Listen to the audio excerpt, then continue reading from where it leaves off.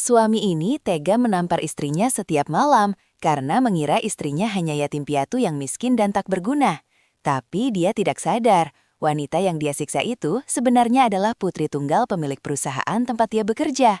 Apa yang terjadi saat sang istri akhirnya membuka identitas aslinya? Simak pembalasan dendam paling elegan berikut ini. Sebelum kita masuk ke ceritanya dan melihat bagaimana karma bekerja instan, saya mau sapa dulu teman-teman yang baru bergabung. Coba tulis di kolom komentar, kalian nonton video ini dari kota mana aja. Saya pengen tahu seberapa jauh cerita ini tersebar. Dan buat kalian yang gemes sama pelakor dan suami yang main tangan, jangan lupa tekan tombol like-nya sekarang juga. Dan pastikan sudah subscribe, supaya kalian gak ketinggalan cerita-cerita drama kehidupan yang lebih seru lagi. Oke, sudah siap menahan emosi? Mari kita mulai ceritanya. Malam itu, langit Jakarta seolah sedang runtuh. Hujan deras menghantam atap rumah, menyamarkan suara teriakan yang memecah keheningan di ruang tengah sebuah rumah minimalis di Bintaro. Di lantai yang dingin, Kinara tersungkur. Sudut bibirnya perih, mengeluarkan darah segar. Pipi kirinya berdenyut panas, bekas tamparan keras dari tangan pria yang 3 tahun lalu berjanji melindunginya. Aris, suaminya, berdiri menjulang di hadapannya dengan napas memburu. Kemeja kerjanya berantakan, dan aroma alkohol bercampur parfum wanita asing menguar tajam dari tubuhnya. Dengan suara serak karena mabuk, Aris berteriak. "Dasar istri tidak berguna. Aku pulang kerja capek-capek cari uang buat gaya hidup kamu, tapi kamu malah sibuk main HP. Di mana otakmu, ha?" Kinara perlahan mengangkat wajahnya. Matanya sembab, tapi sorotnya aneh, terlalu tenang untuk seseorang yang baru saja dipukul. Dengan lirih ia menjawab, "Mas, aku tidak main HP. Aku sedang membalas pesan ibumu di kampung. Ibu minta uang obat. Dan makan malammu sudah siap dari jam 7. Sekarang sudah jam 2 pagi, Mas." Jawaban itu justru membuat Aris makin beringas. "Berani menjawab kamu," bentaknya. Satu tamparan lagi mendarat. Kali ini lebih keras, membuat kepala Kinara terhentak. Aris menunjuk wajah istrinya dengan telunjuk gemetar. "Jangan bawa-bawa ibuku. Kamu itu di rumah cuma ongkang-ongkang kaki. Uang belanja aku kasih cukup, tapi kamu gak pernah becus urus suami. Pantas saja kamu gak hamil-hamil. Mungkin rahim kamu itu kering karena kamu istri pembawa sial." Kalimat itu menghantam Kinara lebih keras dari pukulan fisik manapun. Aris tahu persis bahwa belum memiliki keturunan adalah luka terbesar Kinara, dan malam ini Aris menabur garam di atas luka itu dengan sengaja. Setelah puas melampiaskan amarahnya, Aris melenggang pergi menaiki tangga. "Bersihkan kekacauan ini. Besok pagi aku mau rumah bersih. Awas kalau aku lihat ada debu sedikit pun," ancamnya sebelum membanting pintu kamar. Hening kembali merajai ruangan. Namun Kinara tidak menangis. Ia menyeka darah di dagunya, bangkit perlahan dan berjalan menuju ruang kerja kecil di sudut rumah. Di dalam ruangan itu, wajah Kinara berubah dingin. Ia membuka laci terkunci dan melihat layar ponsel yang tersembunyi di sana. Layar itu menampilkan rekaman CCTV kejadian barusan dengan sangat jelas. Dalam hati Kinara membatin, 3 tahun aku menyembunyikan siapa diriku, mencari ketulusan, menyamar jadi orang biasa. Tapi yang kudapat hanyalah monster yang silau harta. Cukup, eksperimen cintaku gagal total. Ia mengangkat telepon dan menghubungi seseorang di seberang sana. Itu adalah Pak Gunawan, pengacara kepercayaannya. "Halo Pak Gunawan," bisik Kinara datar. "Siapkan berkas pemecatan Aris Prasetya, bekukan semua akses keuangannya, dan hubungi Papa. Bilang sama Papa, putrinya siap pulang. Permainan sudah selesai." Pagi pun tiba. Sinar matahari yang cerah sangat kontras dengan kejadian semalam. Di dapur, Kinara memasak dengan wajah yang sudah ditutupi make-up tebal untuk menyamarkan lebamnya. Ia menyiapkan nasi liwet lengkap dengan ikan asin dan ayam goreng lengkuas. Itu adalah menu favorit Aris. Pukul 6:30 pagi, Aris turun dari tangga. Wajahnya segar, sudah mandi, dan bersiul riang seolah tak pernah menyiksa istrinya beberapa jam yang lalu. Saat melihat meja makan penuh makanan mewah, senyum angkuh mengembang di bibirnya. "Nah, begini dong," kata Aris sambil menarik kursi dan duduk. "Ini baru istri tahu diri. Sadarkan kesalahan kamu semalam, makanya pagi ini nyogok aku pakai makanan enak." Kinara menuangkan kopi hitam ke cangkir Aris dengan tangan yang stabil. "Silakan dimakan, Mas. Ini aku masak spesial." Dengan mulut penuh makanan, Aris berkomentar, "Enak, asinnya pas. Coba dari dulu kamu nurut begini, gak perlu ada tangan melayang kan?" Kinara duduk di hadapannya, menatap suaminya lekat-lekat. "Nikmati setiap suapannya, Mas. Anggap saja ini sarapan perpisahan." Aris tertawa meremehkan, remah nasi muncrat dari mulutnya. "Perpisahan? Drama apa lagi sih? Kamu mau pulang kampung, ngambek. Sadar diri Kinara, tanpa aku kamu itu cuma gelandangan yatim piatu. Kamu mau makan apa di luar sana? Batu. Jangan mimpi bisa hidup enak tanpa gajiku." Kinara hanya tersenyum tipis. Bukan aku yang pergi, Mas. Tiba-tiba, bel rumah berbunyi. Wajah Aris berubah cerah. Ah, itu pasti kurir kantor. Pak Bos janji mau kirim surat promosi jabatan hari ini. Minggir, biar aku yang buka. Kamu di dapur aja. Bikin malu kalau kelihatan orang buka lebam begitu. Dengan semangat, Aris berjalan cepat menuju pintu depan. Ia membayangkan gaji besar dan jabatan baru. Ia membuka pintu lebar-lebar sambil tersenyum ramah. Selamat, Pak. Kata-kata Aris tercekat di tenggorokan. Senyumnya lenyap seketika. Di teras rumahnya berdiri 3 orang pria.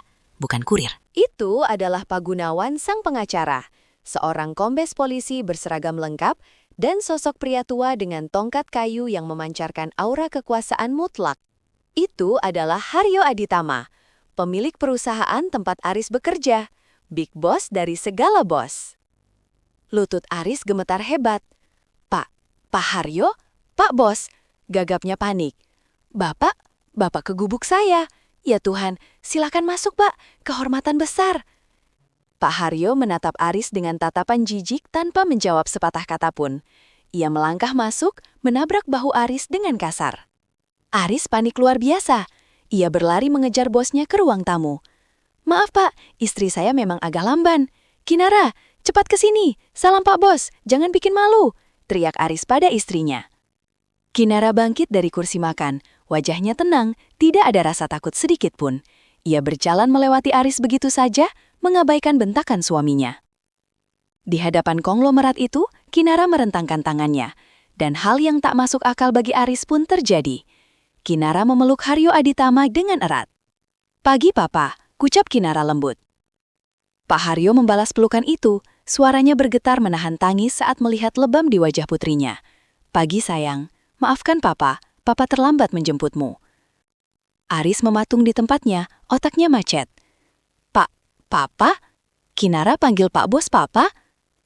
Kinara melepaskan pelukan ayahnya, lalu perlahan berbalik badan menghadap Aris. Tatapan matanya berubah menjadi sangat dingin, tajam dan mematikan. Kenalkan Mas, kata Kinara dengan suara yang menusuk tulang. Ini Haryo Aditama, ayah kandungku, dan pemilik perusahaan tempat kamu mengemis gaji setiap pulang. Keheningan di ruang tamu itu terasa begitu mencekam, seolah udara tiba-tiba tersedot habis.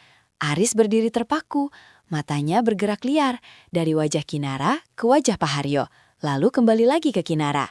Otaknya yang selama ini dipenuhi arogansi, kini macet total, tidak mampu memproses kenyataan di hadapannya. Papa? Gumam Aris dengan suara bergetar, mencoba tertawa, namun terdengar sumbang dan menyedihkan. Ah, kamu bercanda kan Kinara? Ini pasti prank kan? Pak Haryo, Bapak dibayar berapa sama istri saya buat akting begini? Kinara itu yatim piatu, Pak. Kami ketemu di perpustakaan umum. Dia miskin, Pak. Pak Haryo tidak menjawab. Wajah tua itu memerah menahan amarah yang sudah diubun-ubun. Tangannya menggenggam tongkat kayu eboni begitu erat hingga buku-buku jarinya memutih. Kinara menatap suaminya dengan sorot mata kasihan, seolah sedang melihat badut yang gagal melucu. Aku tidak miskin, Mas. Aku hanya ingin dicintai apa adanya. Aku menyembunyikan nama belakangku, Aditama, karena aku muak dengan pria-pria yang hanya mengejar harta ayahku. Aku pikir kamu berbeda, aku pikir kamu tulus. Kinara melangkah maju 1 langkah, membuat Aris refleks mundur ketakutan. Ternyata aku salah, lanjut Kinara. Kamu bukan mencintaiku, kamu mencintai rasa hormatku padamu. Dan begitu kamu merasa punya sedikit kekuasaan, kamu berubah menjadi monster. Bohong, teriak Aris. Keringat dingin mulai membasahi keningnya. Kalau kamu anak orang kaya, kenapa kamu mau hidup susah sama aku 3 tahun ini? Kenapa kamu diam saja waktu kamu menampar dia? Potong Pak Haryo dengan suara menggelegar. Pak Haryo mengangkat tongkatnya dan menghentakkannya keras ke lantai marmer. Duk, suara itu membuat nyali Aris menciut seketika. Saya membesarkan dia dengan susu terbaik, sekolah terbaik, dan kasih sayang penuh. Ucap Pak Haryo dengan suara bergetar karena emosi. Saya tidak pernah menyentuh dia dengan kasar sedikit pun. Lalu kamu, laki-laki rendahan yang karirnya saya bangun, kamu berani menjadikan putri saya samsak tinju? Pak Gunawan sang pengacara melangkah maju memecah ketegangan. Ia meletakkan sebuah map merah tebal di atas meja makan, tepat di sebelah piring nasi liwet Aris yang kini sudah dingin. Saudara Aris Prasetya, suara Pak Gunawan terdengar formal dan dingin, seperti palu hakim yang menjatuhkan vonis. Ini adalah surat pemecatan Anda. Mulai detik ini, Anda diberhentikan secara tidak hormat dari seluruh anak perusahaan Aditama Group. Aris menggeleng panik. Enggak bisa. Saya baru saja mau dipromosikan. Kinerja saya bagus. Target penjualan bulan lalu tembus. Bapak nggak bisa pecat saya karena urusan rumah tangga. Pak Gunawan tersenyum tipis, senyum yang meremehkan. Kinerja? Anda pikir target penjualan itu tercapai karena kehebatan Anda? Itu semua karena Nona Kinara yang meminta vendor-vendor ayahnya untuk membeli produk dari tim Anda. Tanpa Nona Kinara, Anda hanyalah sales biasa yang tidak punya prestasi. Dan satu lagi, lanjut Pak Gunawan, mengenai aset. Pengacara itu menunjuk sekeliling ruangan. Rumah ini, yang Anda banggakan ke teman-teman kantor Anda sebagai fasilitas direksi, ini adalah properti pribadi atas nama Kinara Aditama Putri. Mobil CR-V Turbo di garasi, itu hadiah ulang tahun dari Pak Haryo untuk putrinya, yang Nona Kinara izinkan untuk Anda pakai. Kartu kredit platinum di dompet Anda, tagihannya dibayar auto-debit dari dividen saham Nona Kinara. Aris meraba saku celananya, merasakan dompet tebalnya. Tiba-tiba dompet itu terasa panas. Jadi, suara Kinara terdengar lagi, tajam dan menusuk. Baju yang melekat di badanmu, jam tangan yang kamu pakai, bahkan makanan yang masuk ke perutmu pagi ini, semuanya dibeli pakai uangku, Mas. Kamu itu cuma penumpang yang tidak tahu diri, yang malah merusak kendaraan yang ditumpanginya. Aris jatuh terduduk di kursi. Kakinya lemas seperti jeli. Dunianya runtuh dalam hitungan menit. Jabatan hilang. Harta ternyata bukan miliknya. Dan di hadapannya berdiri raksasa yang siap meremukannya. Namun, dasar sifat manipulatifnya belum hilang. Aris mencoba strategi terakhir. Ia memasang wajah memelas. Air mata buaya mulai menetes. Ia menjatuhkan dirinya berlutut di kaki Kinara, mencoba meraih tangan istrinya. "Kinara, sayang." Aris merengek. "Maafin Mas, Mas hilaf. Mas nggak tahu kalau kamu anak Pak Bos. Sumpah, Mas lagi banyak tekanan di kantor. Kita bisa perbaiki ini ya. Jangan begini, Mas masih cinta sama kamu. Ingat kenangan manis kita dulu." Kinara tidak menarik tangannya. Ia membiarkan Aris memegang tangannya sejenak.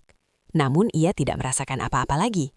Tidak ada getaran cinta, tidak ada rasa iba, hanya rasa jijik yang mendalam. Pak Gunawan kembali mengeluarkan sesuatu. Kali ini sebuah tablet. Ia menyalakan layar dan memutarnya ke hadapan Aris yang sedang berlutut. Di layar itu, terlihat rekaman CCTV semalam. Video saat Aris menampar Kinara hingga jatuh, lalu memaki-makinya. Dan bukan hanya itu, Pak Gunawan menggeser layar, menampilkan rekaman lain. Aris yang sedang bermesraan dengan Fania, sekretarisnya, di dalam mobil dinas yang terparkir di basement kantor. "Cinta?" tanya Kinara sinis. "Kamu bilang cinta sambil memukulku. Kamu bilang cinta sambil tidur dengan wanita lain pakai uangku." Kinara menarik tangannya kasar dari genggaman Aris, lalu mengelap tangannya ke baju seolah baru saja memegang sampah kotor. "Pak Gunawan," perintah Kinara tanpa menoleh lagi ke suaminya. "Lanjutkan prosedurnya. Aku sudah muak melihat wajahnya." Pak Gunawan mengangguk pada Kombes Polisi Hendra yang sejak tadi berdiri diam di dekat pintu seperti patung penjaga neraka. Kombes Hendra memberi isyarat tangan. Dua petugas berseragam lengkap langsung bergerak maju, langkah tegak mereka menggetarkan lantai. Bunyi klik dari borgol besi terdengar nyaring dan mengerikan. "Saudara Aris Prasetya," ucap Kombes Hendra tegas, "Anda kami tahan atas dugaan tindak pidana kekerasan dalam rumah tangga pasal 44 ayat 1, serta dugaan penggelapan dana perusahaan yang dilaporkan pagi ini." "Tunggu, penggelapan apa?" Aris berteriak histeris saat jalannya dipelintir ke belakang. "Saya nggak pernah menggelapkan uang." Kinara mencondongkan tubuhnya, membisikkan sesuatu tepat di telinga Aris sebelum suaminya itu diseret pergi. "Oh, kamu lupa ya Mas, transfer-transfer kecil yang kamu lakukan ke rekening Fania setiap bulan? Kamu memalsukan invoice vendor fiktif kan? Tim audit Papa sudah menemukan semuanya pagi ini. Fania juga sudah diamankan." Mata Aris membelalak lebar, wajahnya pucat pasi seperti mayat hidup. Kartu alaihissalam terakhirnya mati, selingkuhan yang ia banggakan ternyata menjadi lubang kuburnya sendiri. "Bawa dia," perintah Pak Haryo dingin. Aris diseret paksa keluar dari istana yang selama ini ia kira miliknya. Ia meronta-ronta, berteriak memanggil nama ibunya di kampung, memanggil nama Kinara, tapi suaranya hanya memantul di dinding dingin rumah mewah itu. Tetangga kompleks elit itu mulai berkerumun di luar pagar, berbisik-bisik, merekam kejadian itu dengan ponsel mereka. Aris Prasetya, sang manajer muda yang sombong, kini digiring masuk ke mobil polisi, seperti kriminal klasteri, disaksikan oleh dunia yang mulai menghakiminya. Di ruang makan, Kinara kembali duduk. Ia menatap piring nasi liwet Aris yang masih tersisa separuh. "Makanannya jadi dingin," gumam Kinara pelan. Pak Haryo meletakkan tangannya di bahu putrinya. "Biar pembantu yang buang, Nak. Kita pulang ke rumah Papa. Ibumu sudah menunggu." Kinara mengangguk. Ia berdiri, meninggalkan rumah penuh kenangan pahit itu tanpa menoleh ke belakang sedikit pun. Meninggalkan sarapan terakhir yang tak terselesaikan, sama seperti pernikahannya. Perjalanan menuju kantor polisi terasa seperti mimpi buruk yang enggan berakhir. Di dalam mobil patroli yang melaju kencang membelah kemacetan Jakarta, Aris duduk terhimpit di antara dua petugas berbadan tegap. Tangannya yang terborgol terasa sakit, namun rasa sakit di harga dirinya jauh lebih menyiksa. Ia menatap keluar jendela kaca yang gelap. Gedung-gedung tinggi tempat ia biasa melakukan pertemuan bisnis berlalu begitu saja. Dulu, ia adalah bagian dari kaum elit itu. Sekarang, ia hanyalah pesakitan yang sedang digiring menuju kandang besi. Sesampainya di Polres, Aris tidak diperlakukan istimewa. Tidak ada lagi sapaan hormat, "Selamat pagi Pak Aris," seperti di kantornya. Yang ada hanyalah bentakan kasar petugas piket yang menyuruhnya duduk diam. Ia digiring masuk ke dalam ruang interogasi yang sempit, dingin, dan berbau apek sisa asap rokok. Aris duduk di kursi besi yang dingin. Di hadapannya, seorang penyidik senior meletakkan berkas tebal di meja. "Saya mau menelepon pengacara saya," tuntut Aris, mencoba mengumpulkan sisa-sisa arogansinya. Penyidik itu tertawa kecil, tawa yang meremehkan. "Pengacara yang mana? Pengacara kantor? Mereka bekerja untuk Aditama Group, Mas. Mereka yang melaporkan Anda. Anda pikir mereka mau membela maling yang mencuri uang bos mereka sendiri?" Aris terdiam, lidahnya keluh. Ia baru sadar, ia benar-benar sendirian. "Tapi tenang saja," lanjut penyidik itu santai. "Ada seseorang yang ingin bertemu Anda. Mungkin dia bisa membantu meringankan beban pikiran Anda." Pintu ruang interogasi terbuka. Jantung Aris berdegup kencang penuh harap. Dalam benaknya muncul wajah Fania, kekasih gelapnya. Wanita yang selalu memanjakannya dengan kata-kata manis, wanita yang selalu bilang bahwa Aris adalah segalanya. Aris yakin Fania pasti datang membawa bantuan, atau setidaknya memberikan kesaksian yang membelanya. Dan benar saja, Fania masuk. Namun penampilan Fania berbeda. Wajah cantiknya pucat, matanya sembab, dan ia tidak mengenakan pakaian kantor yang modis, melainkan kaos oblong sederhana. Ia dikawal oleh seorang polwan. "Fania!" seru Aris lega. Ia mencoba berdiri, tapi bahunya langsung ditekan kembali oleh petugas. "Sayang, syukurlah kamu di sini. Bilang sama mereka, Van. Bilang kalau transferan uang itu cuma bonus. Bilang kalau kita nggak salah. Mereka menuduhku menggelapkan uang." Fania tidak menatap mata Aris. Ia menunduk, meremas jari-jarinya yang gemetar. Ia duduk di kursi sebelah penyidik, menjaga jarak sejauh mungkin dari Aris. "Fania?" panggil Aris bingung. "Kenapa kamu diam saja? Bantu aku." Perlahan, Fania mengangkat wajahnya, dan saat mata mereka bertemu, Aris tidak menemukan cinta di sana. Yang ia temukan hanyalah ketakutan dan insting bertahan hidup yang kejam. "Maaf, Pak." Suara Fania bergetar saat bicara pada penyidik, mengabaikan Aris sepenuhnya. Saya siap memberikan kesaksian."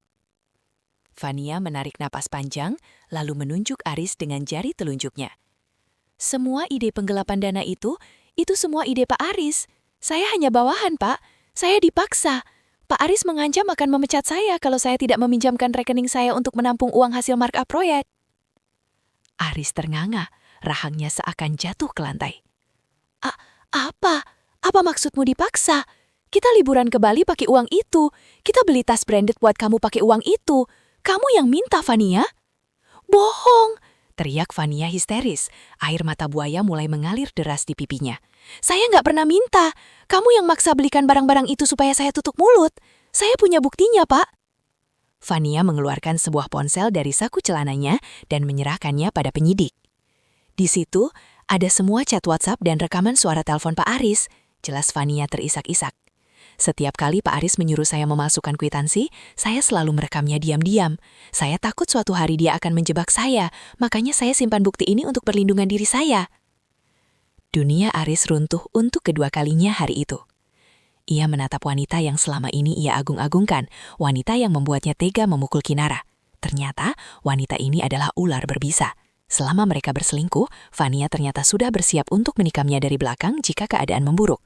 Fania tidak pernah mencintainya, Fania hanya mencintai uangnya, dan ia cukup cerdik untuk menyiapkan skoci penyelamat saat kapal Aris karam. "Dasar perempuan ular!" Aris meraung marah, mencoba menerjang Fania. Petugas dengan sigap menahan tubuh Aris, memaksanya duduk kembali dengan kasar. Fania menciut ketakutan di balik punggung penyidik. Penyidik itu geleng-geleng kepala sambil memeriksa ponsel Fania. Wah, lengkap sekali buktinya. Rekaman suara Anda jelas sekali di sini, Pak Aris. Van, transfer 50 juta ke rekening pribadimu. Nanti kita ambil cash. Bilang aja itu biaya entertainment klien. Suara Anda kan? Aris lemas. Tubuhnya merosot di kursi. Habis sudah. Penyidik menatap Fania. Baik, Mbak Fania. Karena Anda kooperatif dan menjadi justice collaborator, hukuman Anda mungkin bisa diringankan. Tapi Pak Aris, penyidik itu menatap Aris tajam. Dengan bukti KDRT dari CCTV rumah, ditambah bukti penggelapan dan pencucian uang dari selingkuhan Anda ini, siap-siap saja membusuk di sel selama 10-15 tahun. Fania digiring keluar ruangan. Sebelum pintu tertutup, Fania sempat menoleh sekilas ke arah Aris.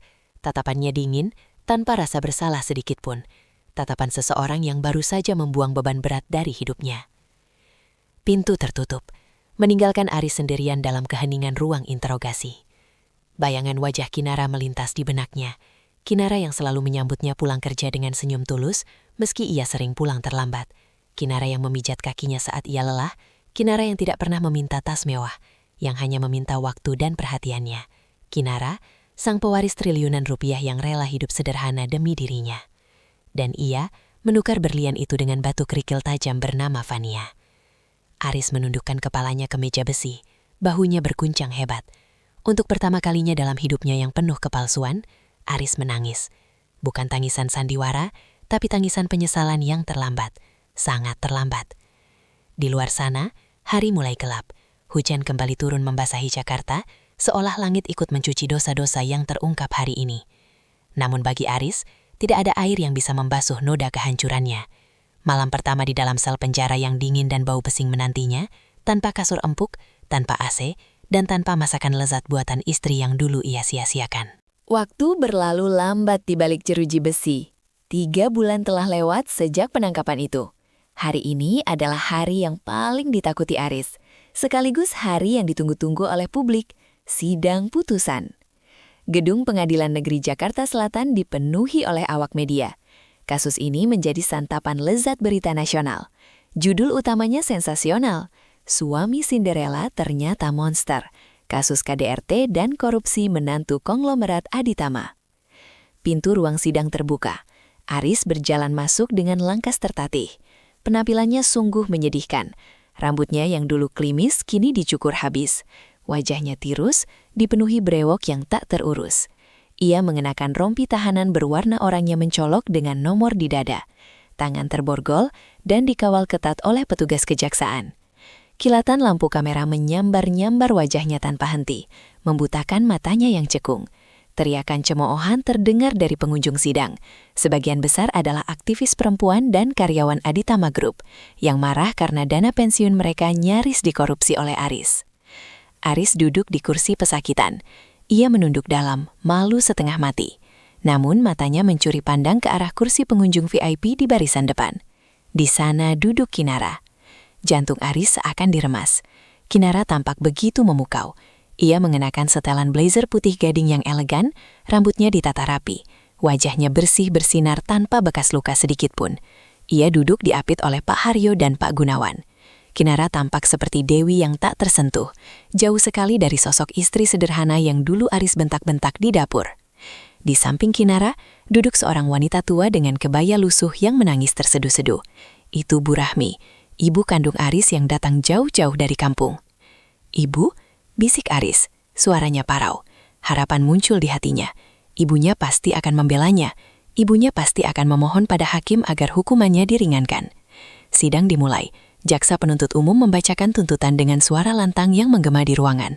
Pasal demi pasal dibacakan bagaikan paku yang dipalu satu persatu ke peti mati Aris. Terdakwa terbukti secara sah dan meyakinkan melakukan penganiayaan berat berencana terhadap istri serta penggelapan dana perusahaan sebesar 5,4 miliar rupiah, ucap jaksa tegas. Tibalah saat pembelaan. Hakim ketua menatap Aris di balik kacamata tebalnya. Terdakwa, apakah ada yang ingin disampaikan sebelum vonis dijatuhkan? Aris berdiri dengan kaki gemetar. Ia menatap ibunya, lalu menatap Kinara. Ia memutuskan untuk memainkan kartu terakhirnya, rasa iba. Majelis hakim yang mulia, suara Aris bergetar, air mata buaya kembali ia peras. Saya mengaku salah, saya hilaf. Saya sedang banyak tekanan. Tapi tolong pertimbangkan, saya punya ibu tua yang sakit-sakitan di kampung. Saya adalah tulang punggung keluarga. Kalau saya di penjara lama, siapa yang akan membiayai pengobatan ibu saya? Aris menoleh ke arah Kinara, memasang wajah paling memelas. Kinara, istriku, Mas tahu masalah. Tapi demi ibu, tolong cabut tuntutan ini. Kamu kan sayang sama ibu. Ingat kan, malam kejadian itu kamu lagi balas SMS ibu minta uang obat. Mas kerja keras itu buat ibu, Kinara. Suasana hening sejenak. Aris merasa strateginya berhasil. Siapa yang tega melihat orang tua menderita? Tiba-tiba, Pak Gunawan berdiri. Izin Yang Mulia, kami memiliki satu bukti tambahan terkait pernyataan terdakwa barusan. Hakim mengangguk. Pak Gunawan menyerahkan selembar kertas rekening koran ke meja hakim, lalu membacakannya. Terdakwa mengklaim dia bekerja keras dan korupsi demi biaya berobat ibunya. Namun, fakta perbankan berkata lain. Pada malam kejadian, saat Nona Kinara hendak mentransfer uang obat untuk Bu Rahmi, terdakwa melarangnya dan memukulnya. Pak Gunawan menoleh ke arah Aris dengan tatapan tajam. Dan dari hasil audit rekening terdakwa selama 2 tahun terakhir, tidak ada 1 rupiah pun transfer ke rekening ibunya. Uang 5 miliar hasil korupsi itu, 80% mengalir ke rekening Fania untuk belanja barang mewah, judi online, dan hiburan malam. Sementara ibunya di kampung harus berhutang ke tetangga hanya untuk beli obat darah tinggi. Duar. Fakta itu meledak di ruang sidang. Pengunjung sidang riuh rendah mencemooh Aris dengan kata-kata kasar. Anak durhaka, sampah, suami bejat, anak tak tahu diri. Aris terbelalak, kebohongannya terkelupas habis sampai ke tulang. Bu Rahmi, ibunya yang duduk di samping Kinara, menjerit pilu. Astagfirullah, Aris, tega kamu nak. Ibu kira kamu sukses di kota. Ibu bangga-banggakan kamu di desa. Ternyata kamu makan uang haram dan biarkan ibu ngutang. Kamu pukul istrimu yang baik itu. Bu Rahmi membegangi dadanya, sesak nafas karena syok berat. Kinara dengan sigap memeluk wanita tua itu, menenangkannya dan memberikan air minum. Pemandangan itu begitu kontras. Kinara sang korban justru yang merawat ibu pelaku, sementara Aris si pelaku hanya diam terpaku di kursi pesakitan. Aris melihat ibunya memalingkan wajah, tidak sudi menatapnya lagi. Dukungan terakhirnya hilang. Ia kini yatim piatu dalam arti yang sesungguhnya. Dibuang oleh keluarga karena kelakuannya sendiri. Cukup. Hakim mengetuk palu, menenangkan sidang. Wajah hakim kini merah padam menahan geram. Terdakwa Aris Prasetya, tidak ada hal yang meringankan dalam kasus Anda. Anda manipulatif, tidak jujur, dan tidak memiliki hati nurani, baik sebagai suami maupun sebagai anak. Mengadili, suara hakim menggema berat. Aris menahan napas.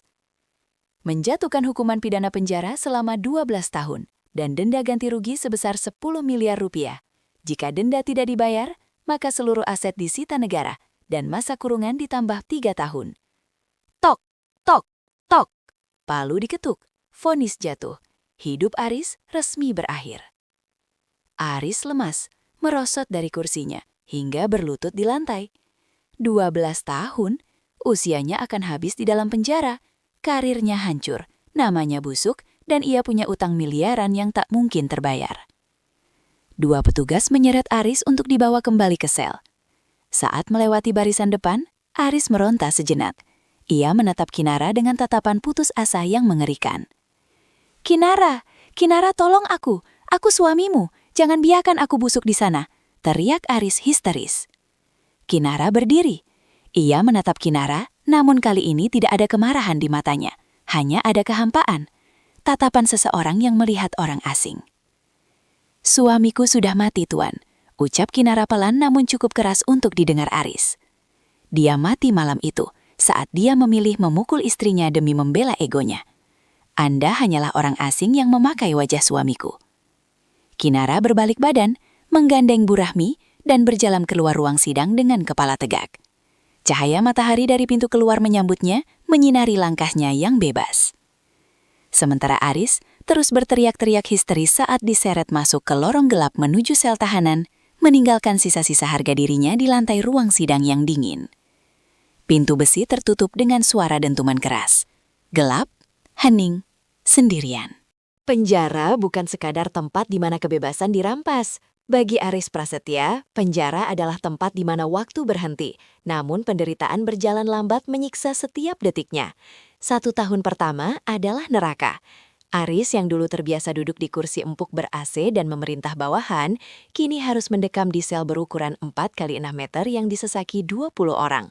Udara di sana panas, lembab, dan berbau keringat basi bercampur aroma toilet yang menyengat. Tidak ada lagi panggilan Pak Direktur. Di sini Aris adalah penghuni kasta terendah. Para narapidana lain tahu kasusnya dari berita TV. Mereka membenci pemukul istri, apalagi yang korup. "Hei, Kos, pijitin kaki gue!" bentak seorang napi bertato naga di lengan, kepala kamar sel itu. Aris yang sedang melamun di pojok tersentak. "Saya? Iyalah Elo, siapa lagi? Cepetan! Atau jatah makan lo hari ini gue buang ke WC." Dengan tangan gemetar, tangan yang dulu hanya memegang pulpen mahal dan gelas wine, Aris merangkak maju. Ia memijat kaki kotor napi itu. Harga dirinya sudah lama mati, dikubur bersama seragam tahanan oranye yang kini memudar warnanya. Setiap malam saat lampu sel dimatikan, perut Aris perih menahan lapar. Makanan penjara hambar, nasi keras dengan sayur bening yang nyaris tak berasa. Saat itulah ingatan tentang masakan Kinara datang menghantui. Ia teringat nasi liwet terakhir pagi itu, ayam goreng lengkuas yang gurih, sambal terasi yang pedas nikmat. Dulu ia membuang makanan itu demi gengsi, sekarang ia rela menukar sisa umurnya demi bisa mencicipi satu suap saja masakan Kinara. Namun hukuman terberat bagi Aris bukanlah fisik, melainkan kabar yang datang di bulan ke-14 masa tahanannya. Siang itu sipir memanggil namanya, "Aris Prasetya, ada kunjungan." Jantung Aris berdegup. "Kinara," pikirnya. Apakah dia datang? Apakah dia sudah memaafkanku? Aris berlari kecil menuju ruang kunjungan, merapikan baju tahanannya yang lusuh. Namun sesampainya di sana harapan itu hancur lagi. Bukan Kinara yang duduk di balik kaca pembatas, melainkan Pak Gunawan, pengacara keluarga Aditama. Wajah Pak Gunawan datar, tanpa ekspresi. Ia tidak membawa berkas banding atau surat pembebasan. Ia hanya membawa sebuah amplop hitam. "Mana Kinara?" tanya Aris parau. "Kenapa dia nggak pernah datang?" Pak Gunawan menatap Aris dingin. "Nona Kinara sudah resmi bercerai dari Anda secara verstek minggu lalu. Dia tidak punya urusan lagi dengan Anda." Saya datang ke sini bukan mewakili Nona Kinara, tapi mewakili keluarga besar Anda di kampung. Aris mengernyit. "Ibu? Ibu sehat kan, Pak? Tolong bilang sama Ibu, Aris minta maaf." Pak Gunawan menghela napas panjang, lalu menyodorkan amplop hitam itu ke celah kaca. "Ibu Rahmi meninggal dunia subuh tadi." Dunia Aris berhenti berputar. Telinganya berdengung hebat. "Apa?" "Serangan jantung kedua," jelas Pak Gunawan.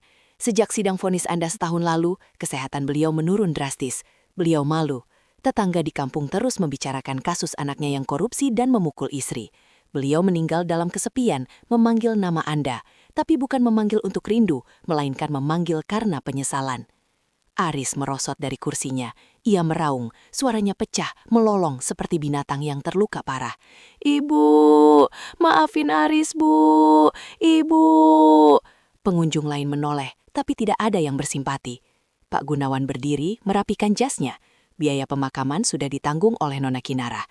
Bahkan sampai akhir hayat ibu Anda, mantan istri yang Anda siksa itulah yang mengurus segalanya. Nona Kinara juga melunasi hutang-hutang ibu Anda di warung. Kata-kata itu menampar Aris lebih keras dari apapun.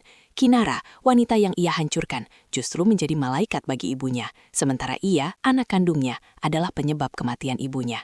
"Satu hal lagi," ucap Pak Gunawan sebelum pergi. Nona Kinara berpesan, "Hukuman penjara ada batas waktunya, Aris, tapi penyesalan karena menyia-nyiakan orang tua dan istri yang tulus, itu hukuman seumur hidup. Selamat menikmati sisa waktu Anda." Pak Gunawan pergi, meninggalkan Aris yang masih tersungkur di lantai, menangis meraung-raung sambil memeluk amplop hitam itu. Tahun-tahun berikutnya berlalu tanpa terasa. Aris berubah menjadi pendiam. Ia sering bicara sendiri di pojok sel. Rambutnya memutih sebelum waktunya, giginya mulai tanggal satu persatu karena gizi buruk dan stres. Ia kehilangan segalanya. Jabatannya, hartanya, istrinya, ibunya. Dan yang tersisa hanyalah bayang-bayang masa lalu yang terus menyiksanya setiap kali ia memejamkan mata. Di dalam mimpi, ia selalu kembali ke pagi itu. Pagi di mana ia duduk di meja makan di hadapan nasi liwet yang hangat. Dalam mimpi itu, ia tidak marah. Ia memakan nasi itu, memeluk Kinara, dan hidup bahagia. Tapi saat ia membuka mata, yang ada hanyalah jeruji besi yang dingin dan langit-langit beton yang suram. Mimpi indah itu adalah siksaan terkejamnya. Dan begitulah Aris menghabiskan sisa masa mudanya, membusuk perlahan dalam penyesalan yang abadi. 5 tahun kemudian, matahari Jakarta siang itu terasa membakar kulit. Di kawasan pasar induk yang kumuh, debu beterbangan bercampur dengan asap hitam knalpot truk. Bau busuk sampah sayuran dan amis ikan menyengat hidung. Di sanalah Aris berada sekarang. Ia baru saja bebas bersyarat beberapa bulan lalu. Namun kebebasan itu tidak membawanya kembali ke gedung perkantoran ber-AC. Dengan catatan kriminal sebagai mantan narapidana kasus kekerasan dan korupsi, pintu dunia profesional tertutup rapat baginya. Ijazah sarjananya tak lebih berharga dari kertas bungkus korengan. Aris kini bekerja sebagai kuli panggul harian. Tubuhnya yang dulu tegap berisi karena rajin gym, kini kurus kering dan membungkuk. Kulitnya hitam legam terbakar matahari. Wajahnya dipenuhi kerutan dalam yang membuatnya terlihat 10 tahun lebih tua. Giginya ompong di bagian depan karena pernah dipukuli sesama napi di penjara. "Woi, cepetan angkut karungnya, jangan lelet!" bentak mandor pasar sambil menendang kaki Aris. "Iya bang, maaf," jawab Aris lirih. Suaranya serak. Ia mengangkat karung beras 50 kg itu dengan gemetar. Tulang punggungnya menjerit kesakitan, tapi ia tidak punya pilihan. Jika tidak bekerja, ia tidak makan. Jam istirahat tiba. Aris duduk di pojok sebuah warteg sempit di pinggir got. Ia menghitung uang receh di tangannya. Hanya cukup untuk sepiring nasi dengan kuah sayur dan sepotong tempe goreng dingin. Ia menyuapkan nasi itu ke mulutnya. Rasanya hambar, tempenya keras. Seketika lidahnya merindukan rasa yang dulu pernah ia sia-siakan. Ingatannya melayang ke pagi terakhir di rumah mewahnya dulu. Nasi liwet hangat, ikan asin jambal, sambal terasi dan ayam goreng lengkuas buatan Kinara. Dulu ia membuang makanan seenak itu demi egonya. Sekarang ia akan melakukan apa saja demi bisa mencicipi masakan itu lagi. Tapi nasi sudah menjadi bubur, dan bubur itu kini basi. Tiba-tiba suara riuh terdengar dari arah meja kasir. Beberapa kuli lain sedang menonton televisi tabung tua yang gambarnya sedikit bersemut. Pemirsa, kita beralih ke berita selebriti dan bisnis. Sosok inspiratif tahun ini, CEO Aditama Group yang baru, Kinara Aditama Putri, baru saja meresmikan rumah sakit gratis untuk kaum duafa. Aris tersedak. Ia mendongak cepat menatap layar TV. Di sana, di layar kaca itu, ia melihat Kinara. Mantan istrinya tampak bersinar, jauh lebih cantik dan anggun daripada 5 tahun lalu. Ia mengenakan batik sutra yang elegan, rambutnya tertata rapi, dan wajahnya memancarkan ketenangan seorang wanita yang telah berdamai dengan masa lalu.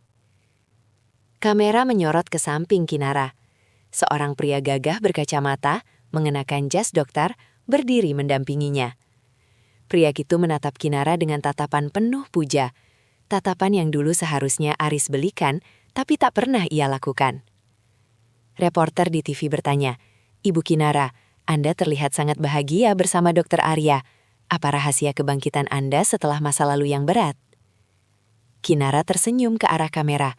Senyum itu seolah menembus layar dan menatap langsung ke mata Aris yang cekung di warteg kumuh itu. "Rahasianya sederhana," jawab Kinara lembut namun tegas. "Saya berhenti berusaha memperbaiki gelas yang sudah pecah. Saya menyapu pecahannya, membuangnya ke tempat sampah, lalu saya membeli gelas baru yang lebih kuat dan indah. Jangan habiskan hidupmu untuk menangisi orang yang tidak tahu cara menghargaimu." Kalimat itu menghantam dada Aris lebih keras dari karung beras manapun. Ia adalah pecahan gelas itu. Ia adalah sampah yang dimaksud Kinara. Dan sekarang, ia melihat Kinara menggenggam gelas baru, pria yang jauh lebih baik, lebih terhormat, dan lebih tulus darinya. Aris menunduk, air mata menetes jatuh ke piring nasi kuahnya. Bahunya berguncang hebat. Ia menangis tanpa suara di tengah keramaian warteg. "Heh, Pak Tua, kenapa nangis? Makanannya kepedesan," ledek seorang pengamen yang lewat. Aris tidak menjawab. Ia tidak bisa menjawab. Tenggorokannya tercekat oleh gumpalan penyesalan yang teramat besar. Ia menyadari, hukuman terberatnya bukanlah penjara 12 tahun yang baru ia jalani sebagian. Hukuman terberatnya adalah hidup di dunia yang sama dengan Kinara. Melihat wanita itu bahagia dan sukses, sementara dirinya perlahan membusuk dan terlupakan. Ia masih hidup, tapi bagi Kinara dan dunia, Aris Prasetya sudah lama mati. Di layar TV, Kinara melambaikan tangan, menutup wawancara dengan tawa bahagia. Di pojok warteg, Aris menyeka air matanya dengan lengan baju yang kotor, lalu kembali menyuapkan nasi dingin itu sambil menelan rasa pahit dari karma yang ia racik sendiri. Karma tidak pernah salah alamat, dan hari ini paketnya telah sampai dengan sempurna. Tamat.